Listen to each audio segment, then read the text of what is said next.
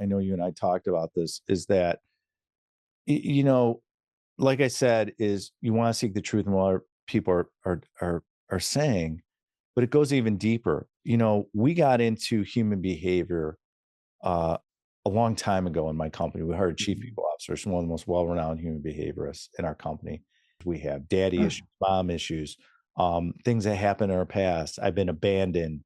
I have these fears, and it gets triggered, and you get emotionally triggered. It's why I meditate twice a day. I do all these things on myself to deal with my past and things I've had to deal with. And we teach all these things because it's important that, you know, I gave the example of a young man in acquisitions where he was struggling to hit his KPIs. Just dig a little and find out. You bring up an incredible point, is that, you know, people say, well, how do I become a better leader? Yeah. If you want to become a great leader, not only listening, but also really, really understanding what's going on with the person and asking questions, like you said, but it's also all this, what this leads into is inspiring. So if you remember, went back when I read Rich Dad, Poor Dad, well, Sharon Lechter, that was her story. Yeah. And she's been someone I've been following. And when I started my podcast, which is now a TV show, Mike, I brought her on as a guest. Okay. Because I always wanted to meet her. I'm like, well, I want to meet the woman that inspired me, that got me into commercial real estate, that would help me design this life that she doesn't even know. Did you know there's a technology that's actually an app on your phone that uses sound waves to tell your brain what you want your brain to do? We had a young man that was on a guest on our podcast, the Mike Litton Experience, who had a traumatic brain injury. He was sleeping 3 hours a night. He's using NewCalm now, and he's sleeping more. Go to newcalm.com, Mike15 promo code. newcalm.com, promo code Mike15 for an extra 15% off. Go today. Welcome to the Mike Litton Experience podcast. Everyone has a story, and our passion is to help them tell it. Mike is passionate about being a father, a teacher, a realtor, an investor, and a leader. And now, introducing the host of the Mike Litton Experience, Mike Litton. Ben Reinberg, thank you so much for being our guest on the Mike Litton Experience. I'm so excited for our time together. And like we talked about before we hit record, everybody has a story, and our passion is to help them tell it. So with your permission, we're going to start with where you were born, go up to today, and then we want to talk about what you're doing with Alliance, this amazing company that you've built, that and also your new book coming out that teaches people how to actually go out and build and create a legacy of hard assets. Thanks again for being here, bud. Oh my God, what a privilege to be on your show, Mike. And I'm really excited to be here. I'm excited to add value to your audience. It's really a treat to be on your show. I look forward to sharing it and just really dropping a lot of knowledge and talking about my story, talking about why I wrote this new book. It took over a year to write. I'm really excited to talk about it because it's not just for people at our level. It's for people at all different levels, all walks of life, that want to learn how to create and build a hard asset empire. So really important and information. Looking forward to sharing it. And our listeners believe in lifelong learning. That's the feedback we've been getting. So this is perfect. So where were you born? I was born in Chicago, Illinois. I am a Midwestern kid. I'm from Chicago. I'm a big sports fan in Chicago. I grew up when this guy, Michael Jordan, was establishing his career, and he was when I bought my first house, he was my neighbor, kitty corner. Wow. Then my second house I bought, which he just sold with Juanita, I think a few months ago in Highland Park, Illinois. That's where I raised my kids. That's where I was. And that's where I started Alliance. I started Alliance when I was 23 years old. And so I grew up in a town called Highland Park, Illinois. It was a very affluent suburb in Chicago on the lake. However, there was different pockets. I grew up more in the poorer side of Highland Park. I grew up in the area where it was called the Highlands, where there was a live Army base called Fort Sheridan in play. There was also one of the most wealthiest suburbs in the country called Lake Forest, Illinois, which was adjacent to us. Wow. And so it was a real melting pot. It was like The Outsiders, the movie that I grew up in. I grew up across from Park. They had ice over the park. We'd play hockey. We played sports. We actually went to a park and played. Remember those days? Yeah, So I do. that's what I did. I was a big sports junkie. I was big into strong work ethic. I always wanted to make money. When I was 8 years old, I grew up next to a town called Highwood, Illinois, and it had the most bars per square capita in the United States. And so you have an army base a lot. And so guess what happens when you're a little kid? You see a lot of drinking and smoking going on. Because at the time, Mike, what was interesting is I would be able to walk into the bars. And so this is how I started my entrepreneurial career, my business career. I was 8 years old and I saw people smoking. And I realized there was cigarette machines, where you pull the knobs and it was like $1.25, $1.50, which was a lot of money back in 1978. I'm 55 years old. And so I would walk in the bar and there'd be a cloud smoke and men and women drinking beer and alcohol on the bar. And they'd have these gorgeous wood bars and people in military outfits and, real intimidating stuff when you're an 8-year-old kid. Yeah. And I would play basketball at a rec center down the street. And there was a mom and pop pharmacy, maybe a couple blocks away.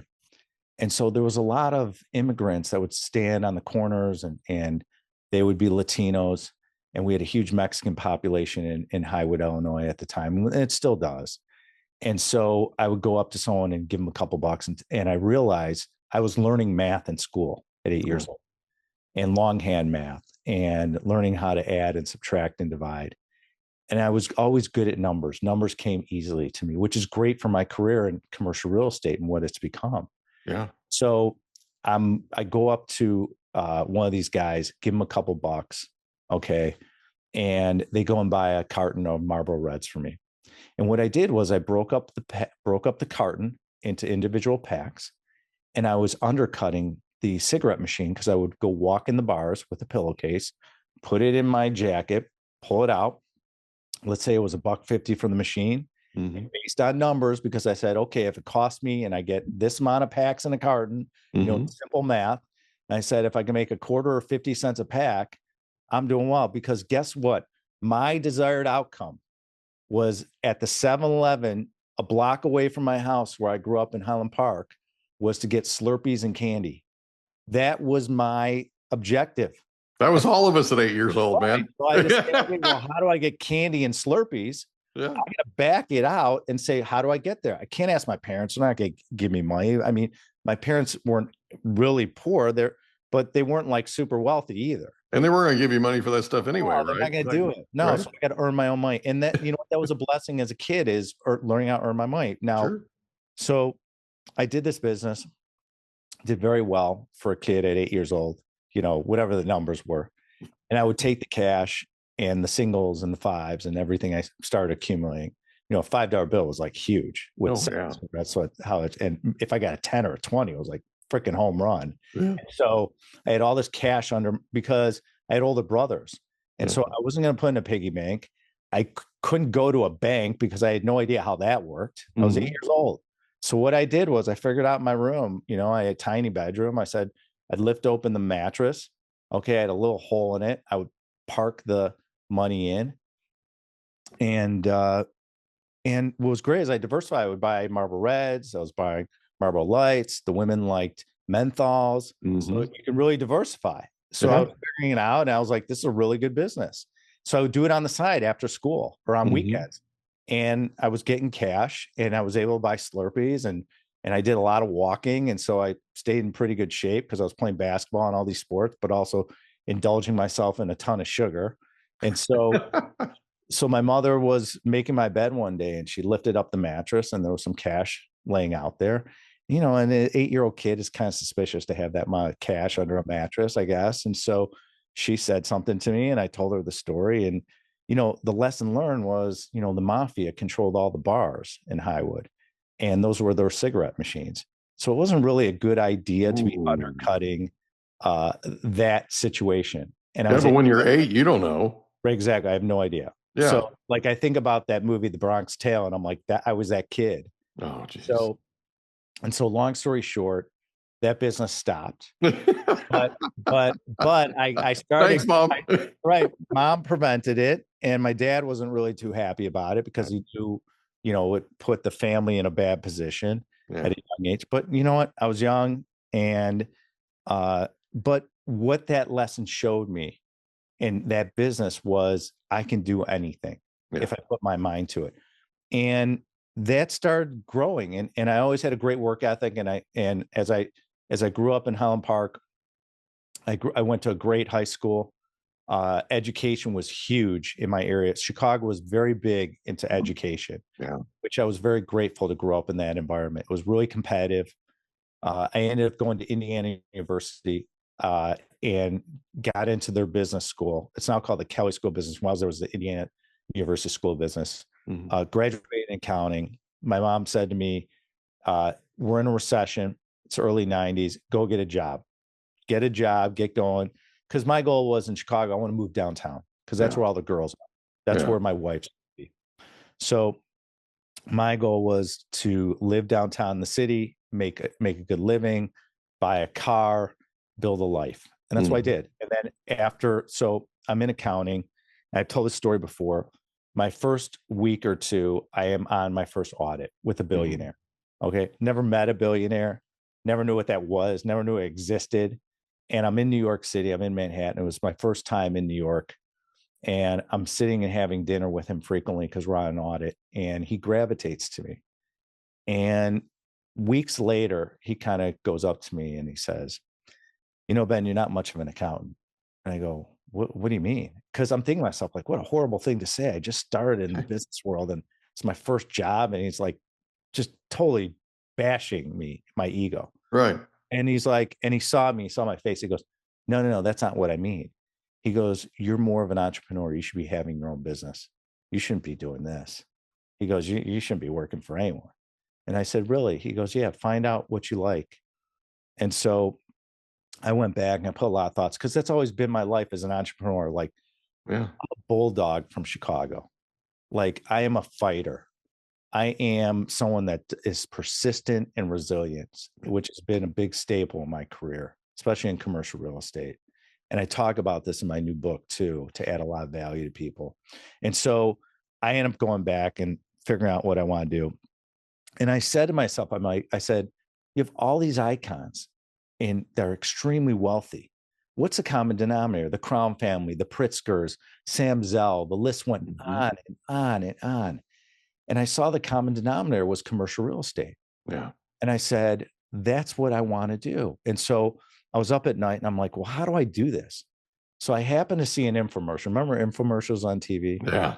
That was a long time ago, man. We're dating ourselves. Well, you know, it's part of my story. And so I'm watching a infomercial and it keeps looping and looping. I must have watched it 50 times late at night, whatever the channel was. And it was Robert Kiyosaki and Sharon Lechter's Rich Dad, Poor Dad. Yeah. And so I ordered the book. I don't know, it came like 10 days later. I kept checking the mailbox. Finally comes. I took like 2 days off of work. I read it twice in like a 36-hour period. Wow. And I said to myself, this is who I want to be. This is what I want to do. And it mirrors the successful people in Chicago. And so I said, I think I can do this. I'm a CPA. I got financial background. I understand it. I have a great work ethic. I understand what it takes. No one's going to tell me I can't do it. And long story short, I end up doing my first deal. I buy a 95,000 square foot industrial building. I syndicate. First deal, I lose 45% of the income in the first week. I bought the building from two huge icons that were the largest home builders in the United States. They were from Chicago. They had a huge commercial real estate portfolio. And I ended up backfilling it with 3 tenants. Within about 4 years or less, I sold it for 3 times what we paid for it. I raised a couple $1 million from investors. I got a loan from my godfather in Chicago to get the loan. And that's what launched me. And then we built over 12 million square feet of office industrial. We've done hundreds and thousands of syndications, and now we do funds. And long story short, 3.5 years ago, I built a personal brand. I have my own TV show now called I Own It. And now my new book is launching at the end of this month called Hard Assets and Hard Money for Hard Times. So if anyone out there is saying to themselves, I can't do it, you can do it. Yeah.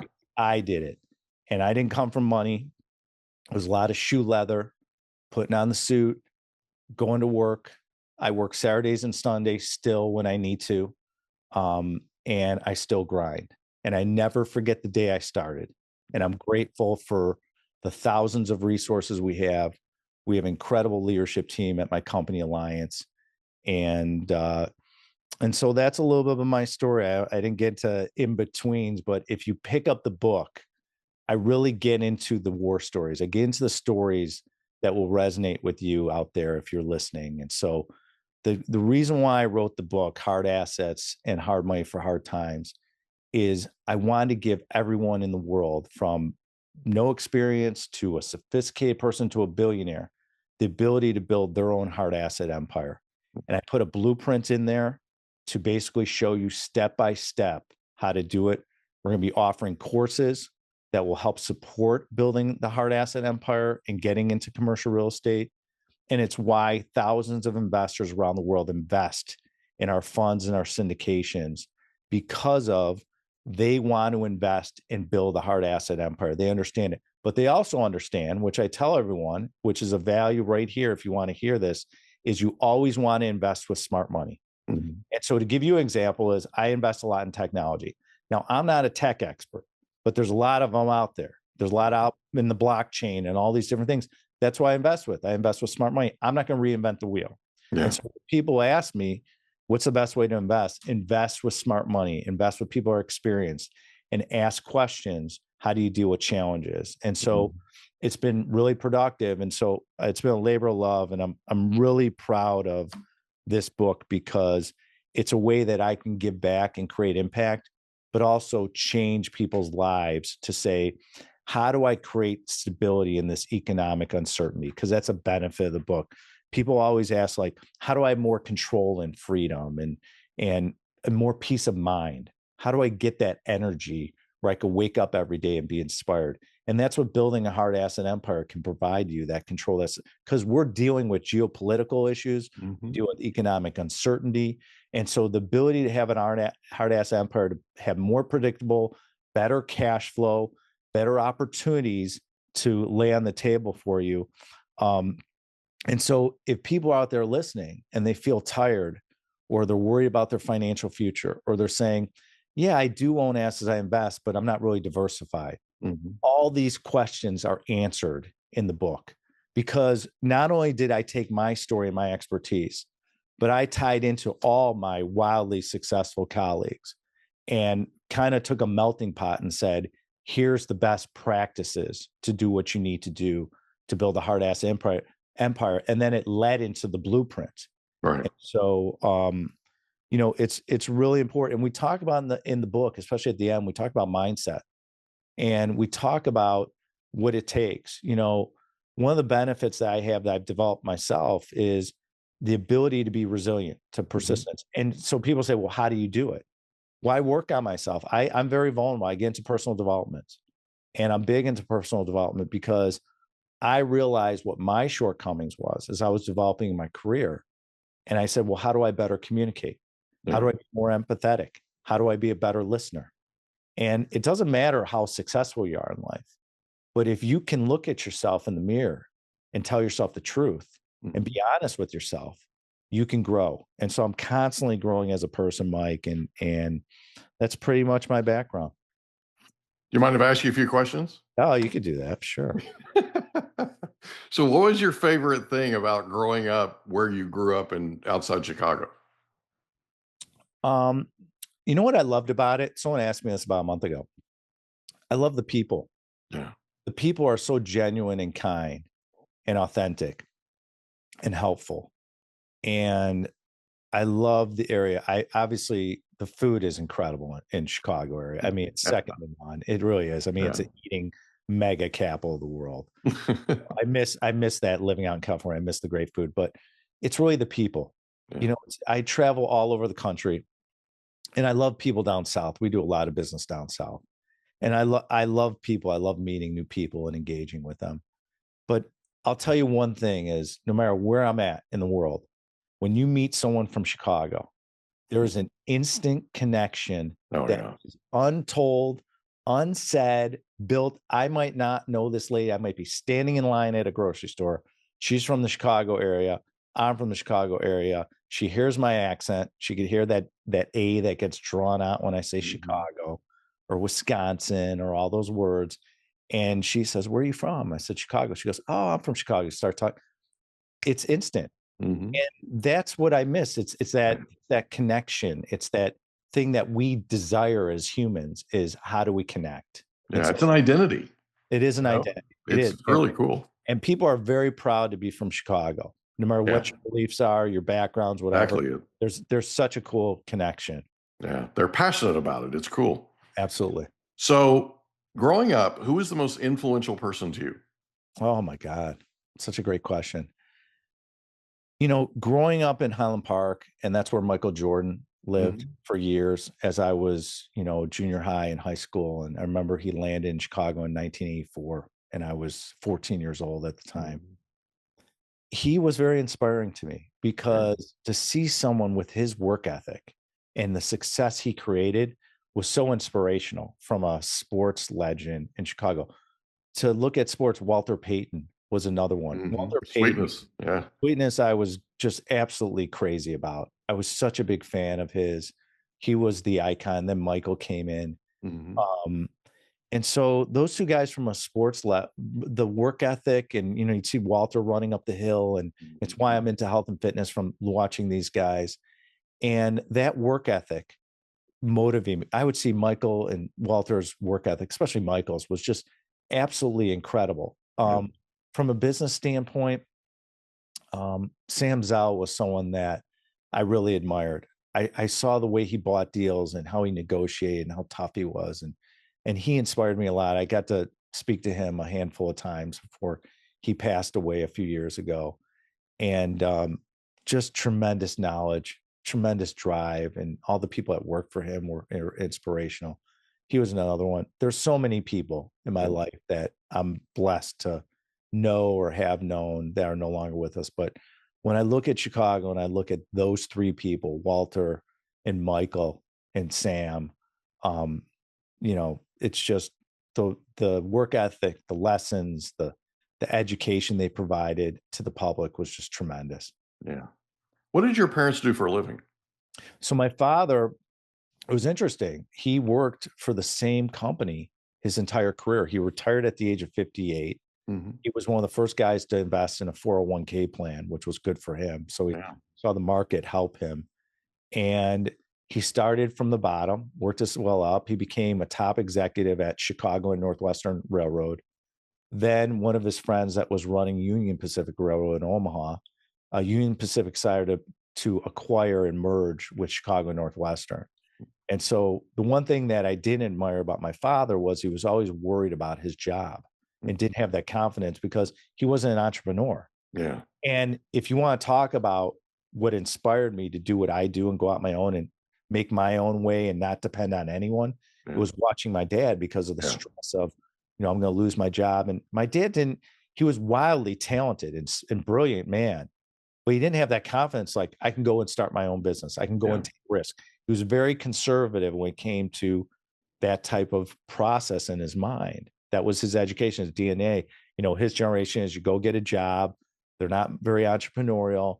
Maybe you go to law school if you could afford it, and that would help you become entrepreneurial. My dad was a corporate guy. He was in a Fortune 30, Fortune 50 company in Chicago Northwestern that became Union Pacific. He ran their Y2K program. The guy said, "Come over, run our Y2K program. We need it. The world's coming to an end in 2000, as you remember." He ran it. There was no issues. And then my mother was an office manager. She ran the architectural firm, and they designed and built Michael's houses and all these different Chicago celebrities. And so they're really well known. She ran that office, and she retired as well. So my father retired at the age of 58 because he had 401k, and right now they're just enjoying life. They're in their 80s and they're healthy. They're in really good shape. They play. Are they still up there? So they're still in Chicago, still in Highland Park. They sold the house because they couldn't handle it. So they found an apartment, which is great, in downtown Highland Park. And then they they spend 4 to 5 months in Naples, Florida, which is a big area for Chicago folks. And so they have a place there, and they got a good life. And so they're doing really well. That's awesome, man. Doing the snowbird thing. That's cool. A lot of people in Chicago, that's a goal. It's, it's like you work your butt off to become that snowbird. Yeah, that's awesome. So growing up, did you have a favorite sport? Being in Chicago, basketball and baseball were like my go-to. I played hockey. I played everything. We would play football. I mean, I grew up next to a park, and I had older brothers. And so it was great because, if you ever read the book, Malcolm Gladwell, where, when you're in an environment of like better players and older players, your level rises. Yeah. I became a really good athlete because, my brothers are 4 or 5 years older than me. Yep. And when you're growing up, they're a lot stronger, more physical. And so I would play football with their friends, and I was fast. And I played soccer. I love soccer, but, and I played a lot of tennis. I used to teach tennis. And so I used to play every sport possible. I love sports. It was such a part of my life, and I love working. And so I just always had a very disciplined life. I played basketball as a kid, waking up at 6 a.m. to go to practice. So I always had that work ethic, and it carries with me today because people are like, why do you go work out with a trainer 5 days a week and wake up so early? And because it's part of my DNA, and it gets me going. It allows me to be at this level in business. Yeah. So it's a holistic approach with me. And so where that comes from is it comes from the work ethic I established as a young man and developed it and cultivated it and grew that ability, that mindset, and that discipline. And so I'm very grateful for where I grew up. I'm very grateful that I didn't come from money because it put this work ethic and resilience, and playing sports with these older kids made me real tough. Yeah. Because I would get in fights. I mean, you'd start, people get mad. Like I'd score a touchdown and I'm 4 years younger than them, and then people get jealous, and all of a sudden you get pushing going and someone hits you, and, or we play hockey across the street and there's no helmets going on and people are checking, and, I'm 4 or 5 years younger than people, and I'm using my stick, and, maybe I cut people on the face or the eye, and the guy goes, it was real stuff. It was real life lessons going on, and growing up in that area and tough, like you had to be tough and resilient. And that's who I was. That was my work ethic. And so, but as I grew older, I realized I had to kind of take off the armor a little bit. I had to kind of get rid of that toughness a little bit, more empathetic, better listening. Less edge. Yeah, less edge. Yeah. And so that's when I really got into personal development to become more well-rounded. And instead of being the warrior all the time, I said, I got to be a magician, and I got to be a lover, and I got to be a sage. I got to be the guy who teaches and offer wisdom, which I really enjoy teaching. And it's what I really enjoy, Mike, about being online, is to offer education. It's like being on your show. Yeah. Like any knowledge I could drop. If there's anyone that's listening to this that walks away and says, man, that was a good lesson I learned. I did my job. Yeah. And that's what I enjoy now. Yeah, that's what we're all about, man. No So in high school, did you have a favorite subject? I was a big math and science guy because it kind of relates to being in commercial real estate. I love math. I hated English. I read books now, but I hated reading when I was younger because I always felt like it was a chore. Yeah, and you had to do it, right? It was like there was great books. I mean, we read like How to Kill a Mockingbird and all the classes. Those were really good. I enjoyed those. But and I learned how to write. I started learning how to write because right now I do a lot of writing, and I'm really good at writing. I really improved over the years and become an expert. And so, but math and science were always my go-to. It was always those two that really resonated with me. Did you have a favorite subject a favorite teacher in high school?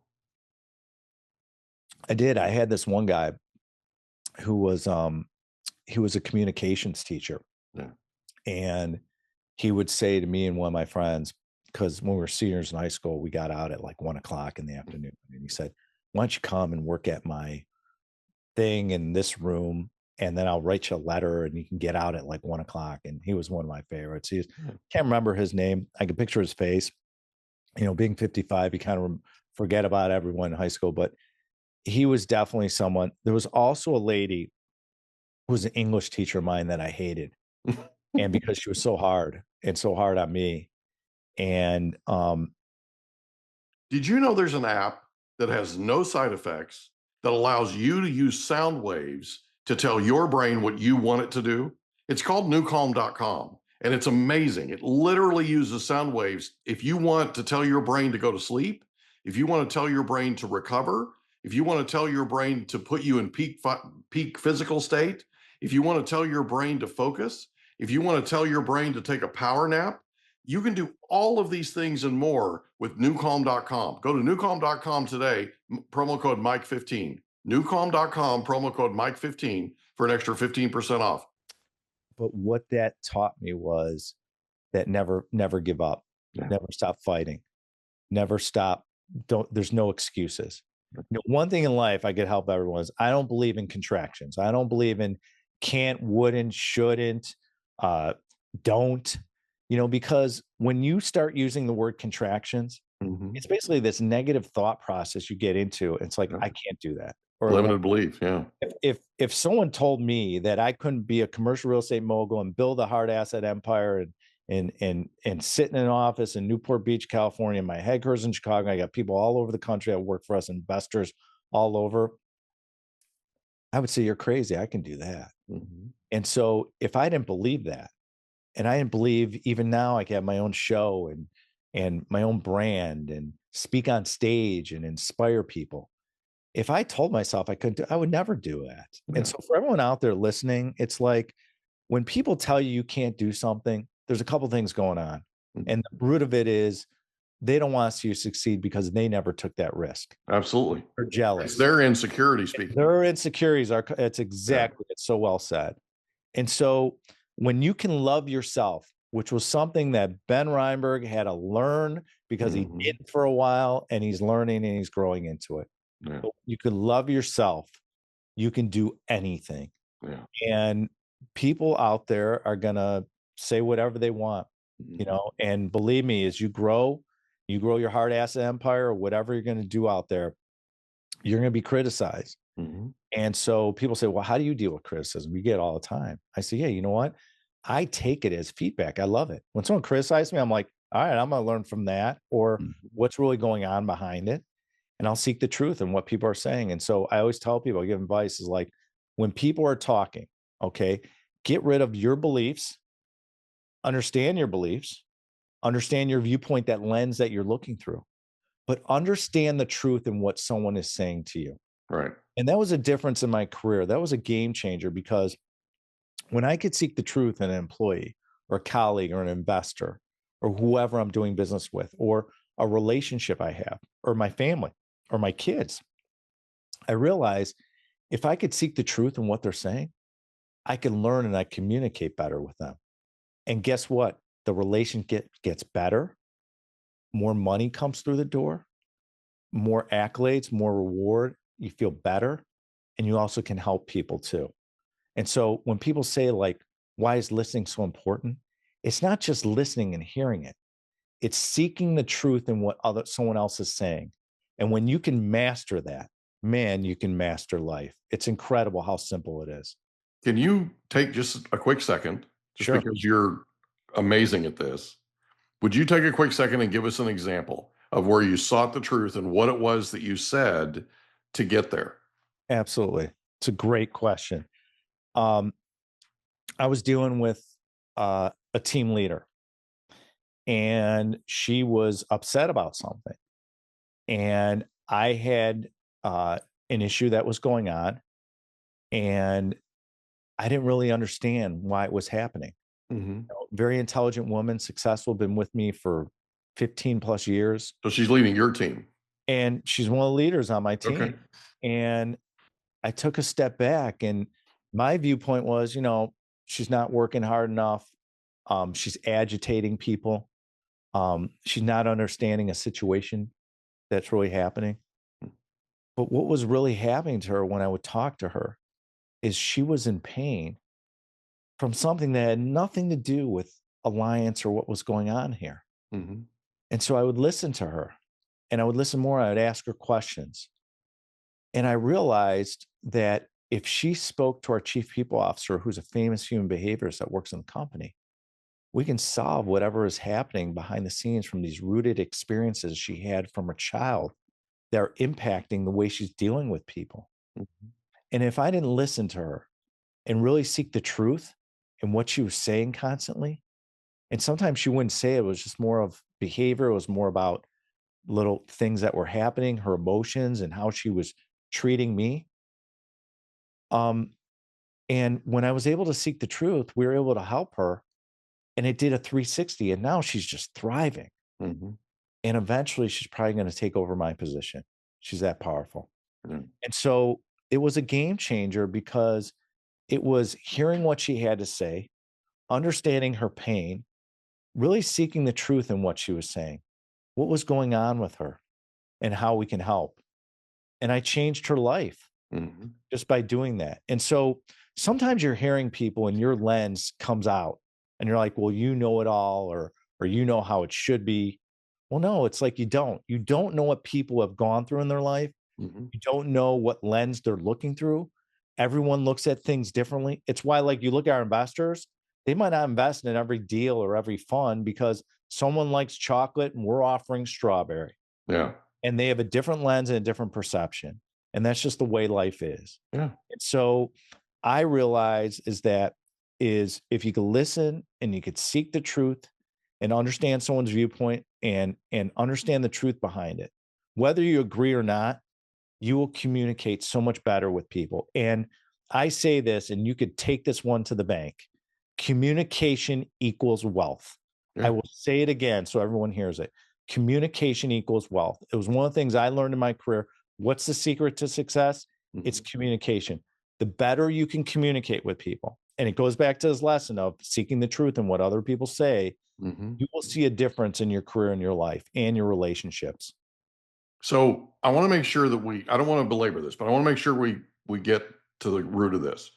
Communication is not just us talking at people. Communication is us listening to what that other person's saying and then asking them about it, right?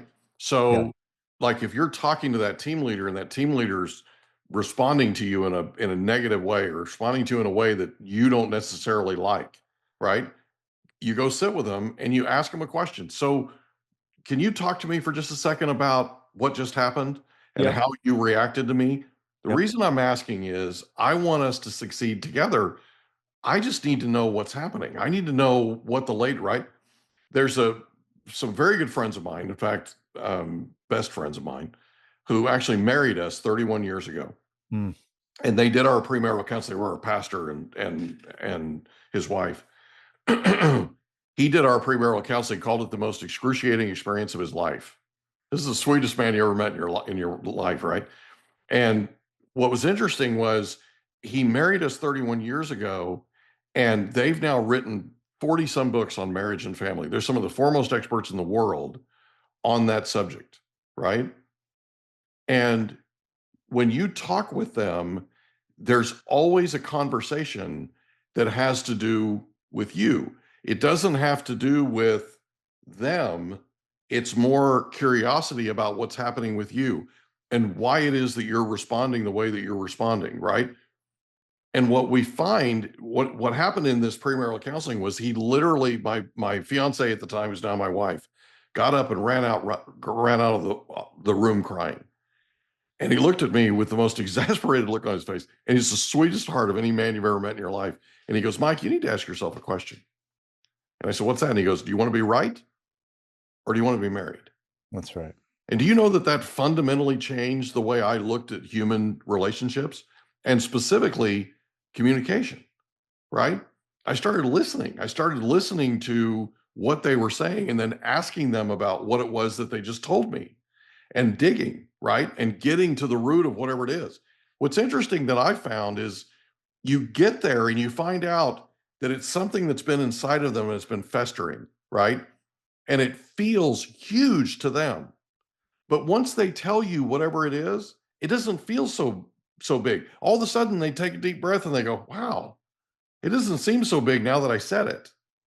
Now that they got it out, right?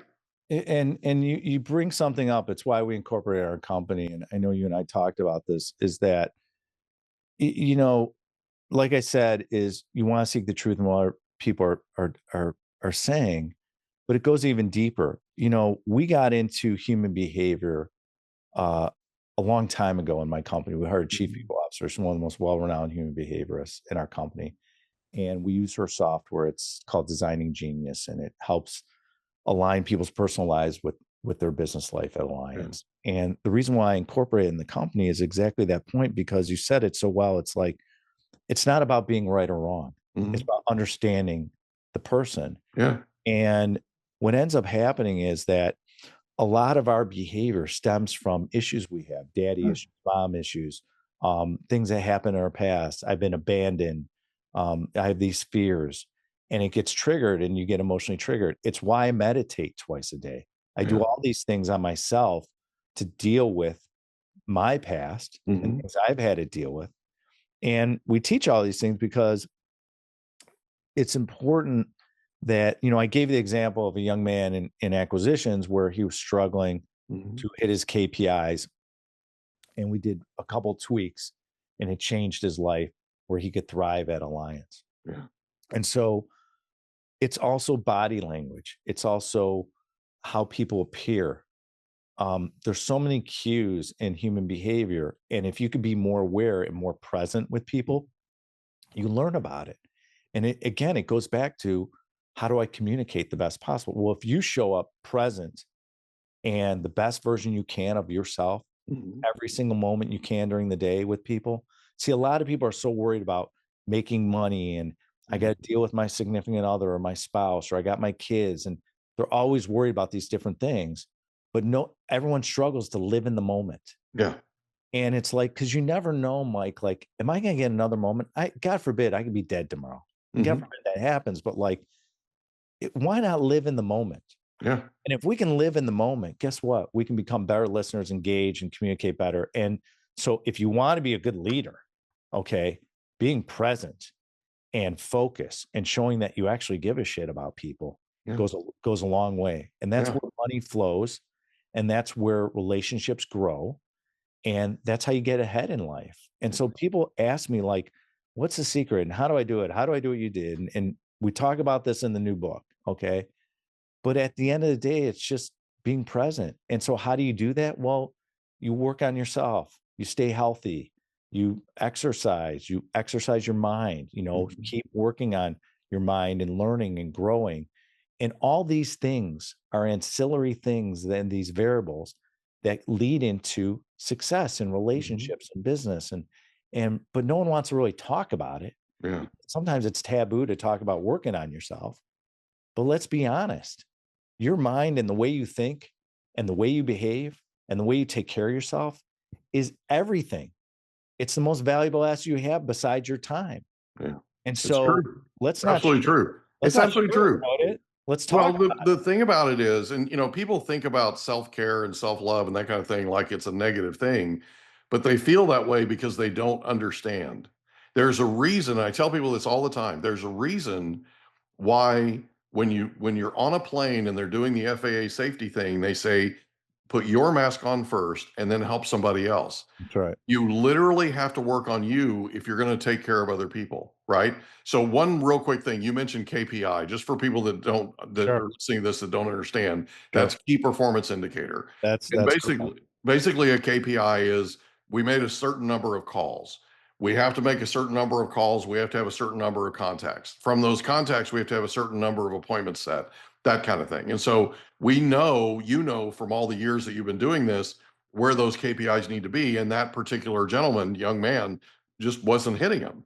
And you had an opportunity to sit with him. The thing about this is, I think you have to care enough to ask.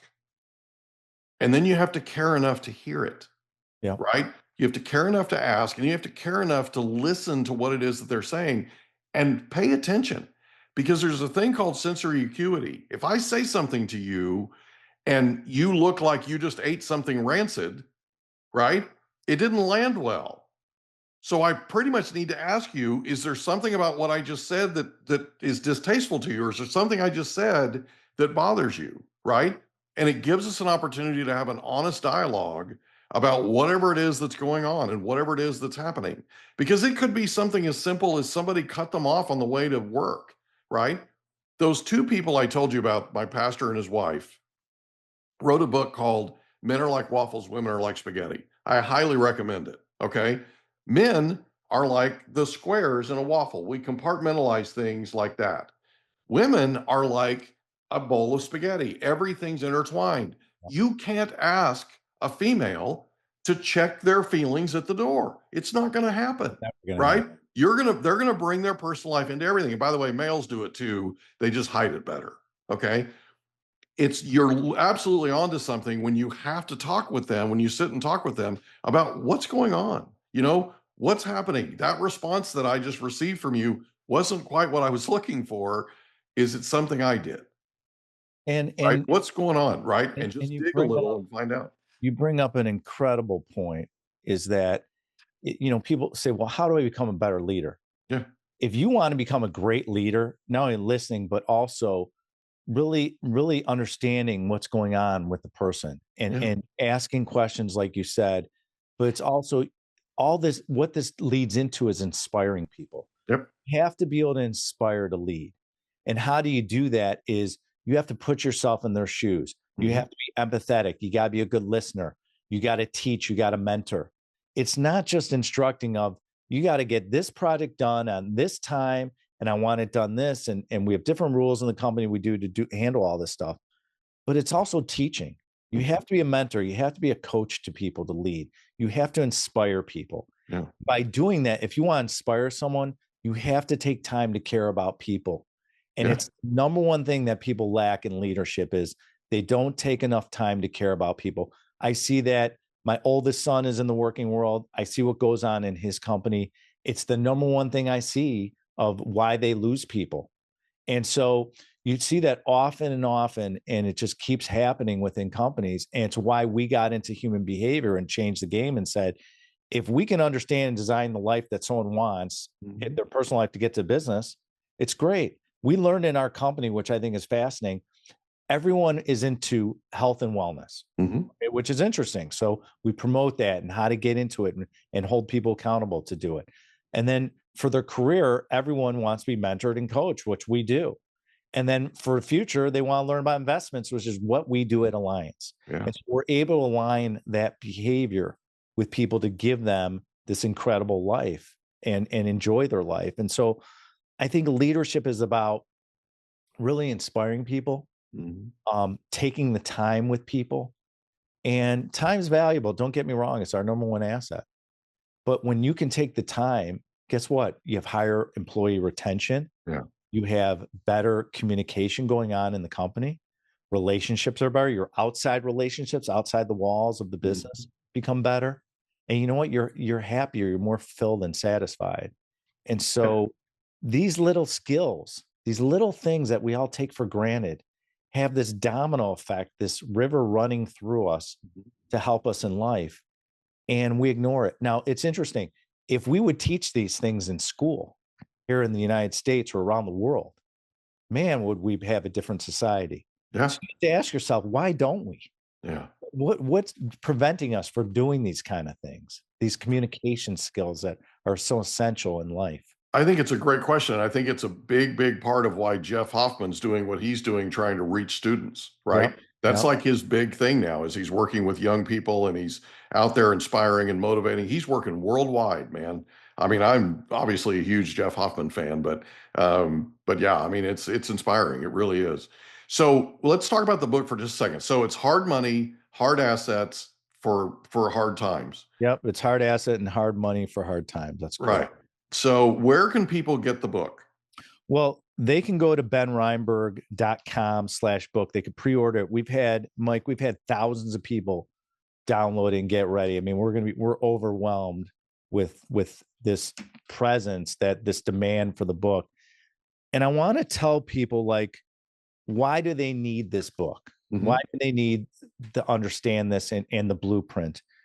And it's because I designed it and I said, the blueprint is really to help you in a world of uncertainty. It's going to help you in the age of wealth formula that people have been there and done it, use this as well.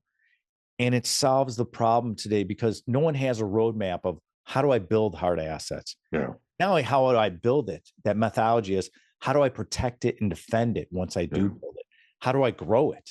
And so we talk about all this and teach it, but it's proven tactics within the books that I've lived with and all of my colleagues.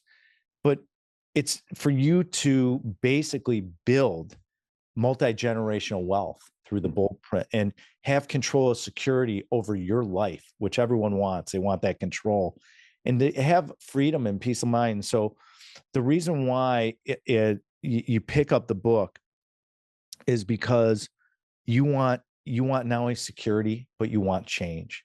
And that's why I provide you. So what I did within the book is I made it visually engaging. I made it actionable because people read a lot of books and they're like, wow, well, that was a great idea. How to negotiate and how to do this. But no one talks about now, how do I take action? And give me the tools to be able to put this in play, which is what I wanted to do. I wanted people to say, well, I want to take this off the bookshelf. I'm going to read what Ben said. And okay, I'm on the next stage. So I'm going to do this. And I can create my own course with him to learn about this, or I want to learn, or I want to passively invest in Alliance. So I want to have this side, my cornerstone, into my life. And so we show people, how do you build the fortress and have every component, including the foundation of the fortress. How do you build? So it's accessible to everyone, no matter if you're broke to being a billionaire. And it's that true companion guide. I wanted you to have this where it's not just a one-time read. And that's why it took me so long to write, because I said, how does it sustain itself? And we can update it and amend it as accordingly, that people can put on their bookshelf and bring it off every week, every month, every 6 months they need to really design the hard asset empire they want. And so for everyone out there that's listening to this, is if you're feeling untired of financial future, or you're worried about how do I protect what I have, or how do I grow it? That's why I wrote this book. I did this for everyone out there because I said, well, what did I do? And how can I make it actionable where anyone, whether they're even more successful than me, maybe it allows them to think. So if I can get you to think by reading the book, and so you can go to benreinberg.com/book. If you go to benreinberg.com, that's my personal website. You can come in our universe. You can see all about it. You'll be able to learn. You'll be able to learn how to build your own hard asset empire. You're also going to be teaching how to invest in commercial real estate, because when I was older, I felt like people didn't teach it right. And I said, well, I'm going to teach it right. And it's one thing that's important to me. So that's part of my legacy. And then we have a lot of people say, well, how do I invest with you guys? Because you have a great track record of upper 20s IRR across different asset classes, and you diversify, and you're a medical office leader. So for everyone out there, if you're interested in medical office or multifamily or industrial or hard money lending, we do all of it. And you can go to Alliance CGC.com and you could say invest now, and it allows you to fill out the form. And we have someone that reaches out to you and have a great conversation. And it's not really selling. We don't sell, we just educate. And we say, what are you doing with your portfolio? And it's why what ended up happening is how the book, the genesis of this whole thing with the book was, I kept hearing for years, Mike, people were like, can you look at my portfolio? I'm in commercial real estate. Yeah, I could look at it and give you advice and whatever. And then people were like, well, wait a minute. Explain to me, like, how do I generate wealth?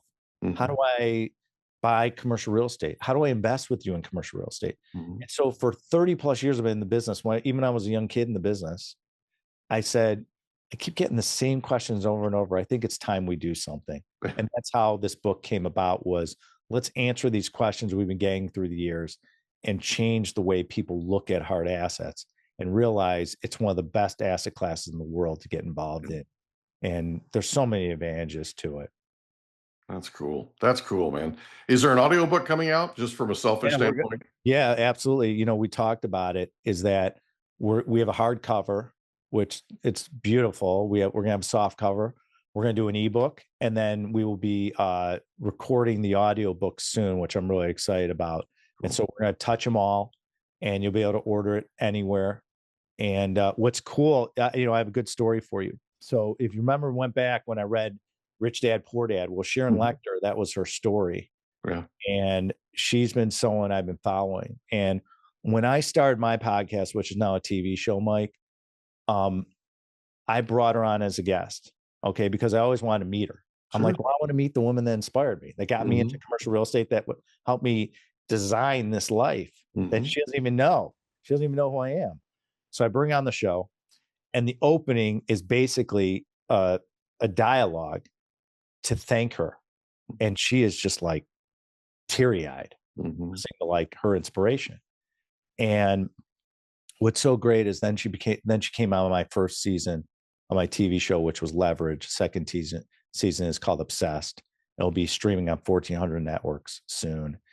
And I asked her, okay, because we'd started developing a really close relationship. She's written like 30 books. She's so inspirational, this woman. Incredible, Sharon Lechter. She's just an incredible person and anyone that hasn't read her books, definitely get her books. Is incredible. So I asked her to write the foreword to this book. This is my first book, and she agreed to. And she writes this, Mike, this dynamite foreword, and it's great because I like just sit back and I can reflect and go back to when I was that 20-plus-year-old kid getting started in business with nothing but shoe leather and a mind and a hope and a dream to become a commercial real estate mogul. And now that I've written this book and I'm giving back, and to have her do the foreword is so touching and so rewarding. It's like gratifying to be like, wow, look how far we've come. And she's just so inspirational, and the fact that she wrote it and did it. And so if you don't learn anything, you can from her. The foreword is incredible. The hard asset blueprint that's in the book is incredible, second to none. And that's why I'm here. I'm here to help people. And so that's what it's about. That's what the book is. And I'm really excited. It's launching in a few weeks, and everyone can pick up a copy. That's awesome, buddy. Well, thank you so much for being our guest on the Mike Litton Experience. This has been awesome. It's been a fast hour. I've enjoyed every second of it. Likewise. What a privilege. And thanks for having me on. And everyone out there listening, go build your hard asset empire. Absolutely. Thanks, buddy. Can I ask you a question? Did you know that there's a technology that uses sound waves that'll tell your brain what to do? There literally is. It's called newcalm.com. It can tell your brain to heal, tell your brain to sleep, tell your brain to do all kinds of things. It can get you fired up. It can be a pre-workout. Newcalm.com. And the promo code is Mike15. Newcalm.com, promo code Mike15 for an extra 15% off. Go today. And that's a wrap. Another episode of the Mike Litton Experience in the books. Reach out to Mike on Instagram at the Mike Litton Experience.